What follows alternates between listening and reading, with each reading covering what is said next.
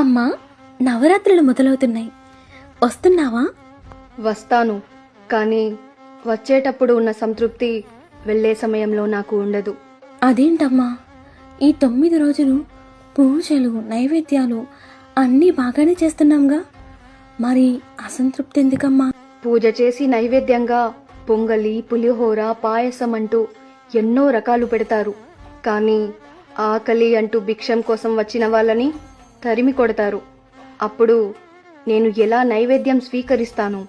అన్నపూర్ణాదేవిగా నా దాన గుణం మీలో లేనప్పుడు నేను ఎలా సంతృప్తి చెందుతాను? అమ్మా, క్షమించు, తెలియక తప్పు చేస్తున్నాం.